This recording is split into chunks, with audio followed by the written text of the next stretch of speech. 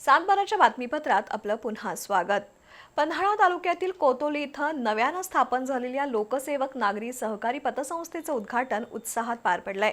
ग्रामीण भागातील आर्थिक गरजा पूर्ण करण्याच्या उद्देशानं सुरू केलेल्या संस्थेच्या उद्घाटन सोहळ्याला मान्यवरांसह नागरिकांची मोठी उपस्थिती लाभली। पन्हाळा तालुक्यातील कोतोली इथं केडीसीसी बँकेसमोर सुरू केलेल्या लोकसेवक नागरी सहकारी पतसंस्थेचं उद्घाटन महाराष्ट्र उद्योग समूहाचे अध्यक्ष डी.जी. पाटील आणि हनुमान उद्योग समूहाचे अध्यक्ष बळवंत पाटील यांच्या हस्ते झालं। दरम्यान आमदार विनय कोरे यांनी संस्थेला भेट देऊन पदाधिकाऱ्यांना शुभेच्छा दिल्या। ग्रामीण भागातील शेतकरी, व्यापारी तसंच गरजू नागरिकांच्या आर्थिक गरजा पूर्ण करण्यासाठी ही पतसंस्था सुरू केल्याचं यावेळी सांगण्यात आलं। उद्घाटनाच्या पहिल्याच दिवशी 1,30,00,000 रुपयांच्या ठेवी जमा झाल्या ची माहिती अध्यक्ष सुरेश पवार आणि उपाध्यक्ष दीपक चौगुले यांनी दिली।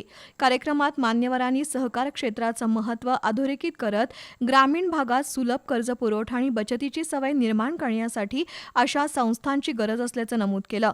दरम्यान उद्घाटनानिमित्त पतसंस्थेच्या पदाधिकाऱ्यांना शुभेच्छा देण्यासाठी विविध क्षेत्रातील नागरिकांची गर्दी झाली होती।